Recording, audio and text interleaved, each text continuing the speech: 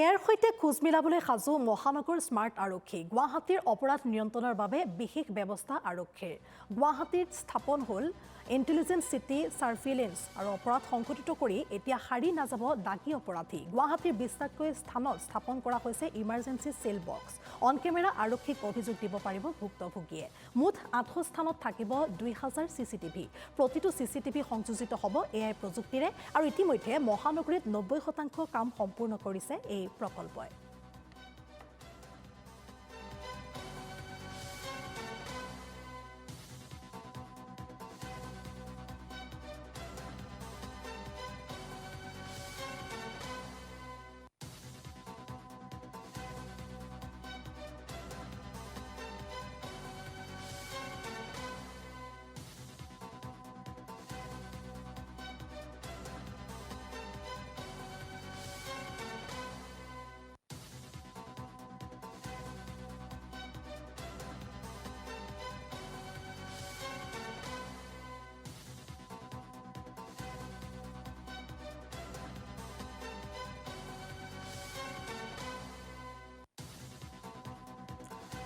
আৰু এই সন্দৰ্ভত সতীৰ্থ কল্পজিৎ শইকীয়াৰ প্ৰতিবেদন আছে আগবঢ়াইছোঁ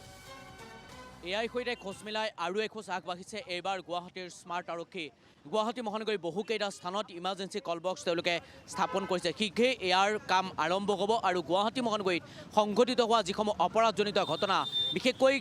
নিশা হ'লেই বা দিন দুপৰতে গুৱাহাটী মহানগৰীত যিসমূহ দুৰ্ঘটনা ইতিমধ্যে মহিলাক লৈ যিসমূহ ঘটনা সংঘটিত হয় আপোনালোকে সেইসমূহ ঘটনা ইতিমধ্যে অৱগত গুৱাহাটী মহানগৰীৰ এগৰাকী যুৱতী বা এগৰাকী মহিলা ৰাজপথত অকলশৰে ওলাব নোৱাৰে যিকোনো মুহূৰ্তত সোণৰ চেন কাঢ়ি লৈ যায় যিকোনো মুহূৰ্তত ভয় ভাবুকি দিয়ে একাংশ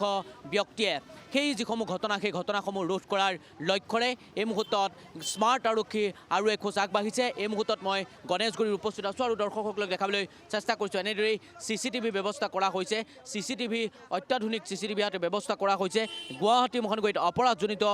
অপৰাধ যি নিয়ন্ত্ৰণ সেই নিয়ন্ত্ৰণ আৰু এখোজ নিয়ন্ত্ৰণ ৰোধৰ বাবে আৰু এখোজ আগবাঢ়িছে স্মাৰ্ট আৰক্ষী গুৱাহাটীত আৰম্ভ হৈছে ইণ্টেলিজেন্স চিটি সাৰ্ভিলেন্স আৰু অপৰাধ সংঘটিত কৰি এতিয়াৰ পৰা সাৰি নাযাব দাগী অপৰাধী আৰক্ষীয়ে অলিয়ে গলিয়ে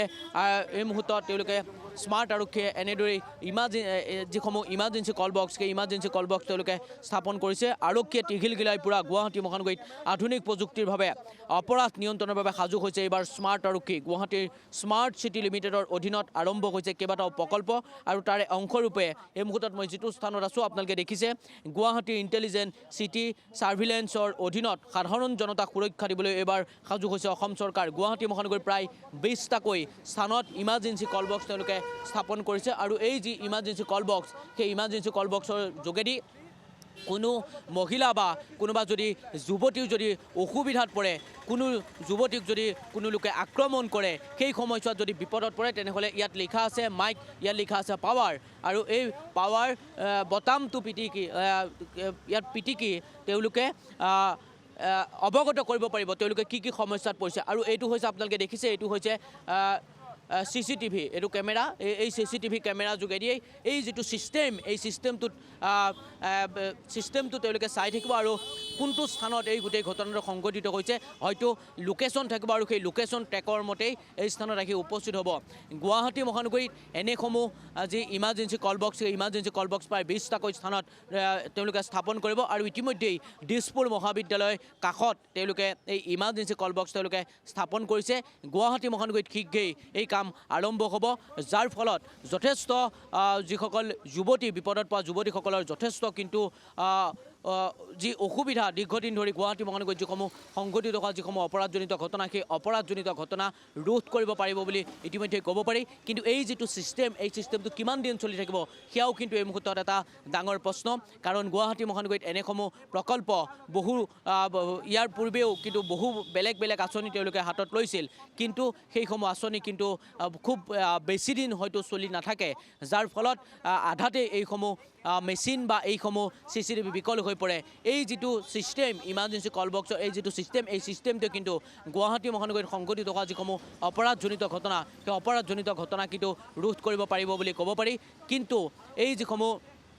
ইমাৰ্জেন্সি কল বক্স এই ইমাৰ্জেন্সি কল বক্স এনেদৰে ৰঙা কালাৰৰ এনেদৰে বক্স তেওঁলোকে স্থাপন কৰিছে আৰু সেই বক্সৰ যোগেদি সকলোৱে অৱগত কৰিব পাৰিব বা আৰক্ষীক তেওঁলোকে অৱগত কৰিব পাৰিব পোনপটীয়াভাৱে। কোনো লোকে যদি ফোন কৰি আৰক্ষীক সেই সময়ছোৱাত অৱগত কৰিব নোৱাৰে তেনেহ'লে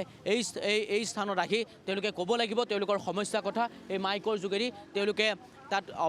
তাত গম পাব আৰু সেই গম পোৱাৰ পাছতেই এই স্থানত আৰক্ষী আহি উপস্থিত হ'ব। আৰক্ষীয়ে গোটেই বিষয়টো তদন্ত অব্যাহত ৰাখিব বা পৰৱৰ্তী সময়ত যিসকল দোষী সেই দোষীসকলক কেনেকৈ ধৰিব পাৰি তেওঁলোকে সেইসমূহ স্থান